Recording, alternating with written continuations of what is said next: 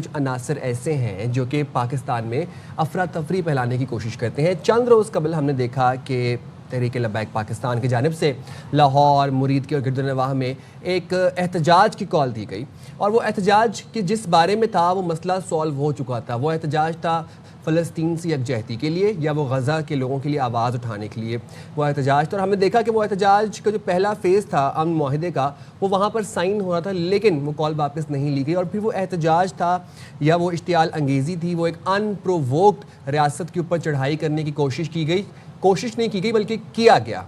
اچھا آپ یہ دیکھیں کسی بھی ملک میں جب ہم بات کرتے ہیں نا، جیسے شاہ سائم نے کہا معیشت جب پھلتی پھولتی ہے تو وہاں پر جی استحکام بڑا ضروری ہوتا ہے، امن استحکام. اور یہ ہم تمام شہریوں کی ایز پاکستانی رسپانسبلٹی ہے کہ ہم امن عامہ کا خیال ضرور رکھیں. لیکن وہی بات جس وقت جو ٹائمنگ ہے وہ بڑا میٹر کرتے ہیں. جس ٹائم پر یہ احتجاج ہو رہا تھا وہ غزہ مارچ میں، غزہ کا جو سلسلہ شروع ہوا وہ 7 اکتوبر 2023 کو شروع ہوا تھا. پورے 2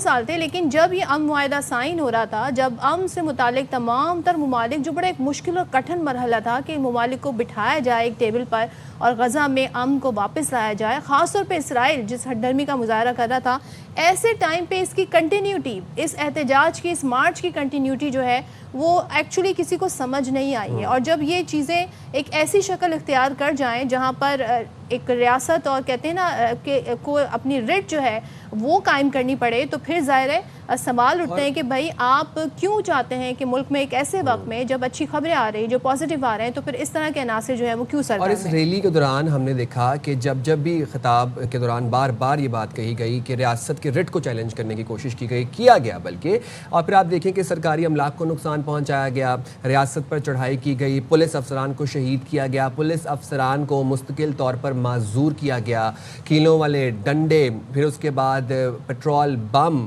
اس کے بعد پھر آنسو گیس کے شیل اور پتہ نہیں نمک والے ڈنڈے، پتہ نہیں کیا کیا ان کے پاس سے برآمد ہوا. اور آپ یہ دیکھیں احتجاج کرنا سب کا حق ہے، لیکن احتجاج ہونا چاہیے جی ایک امن و امان کے ساتھ، ایک امن کے دائرے میں، ایک تہذیب کے دائرے میں.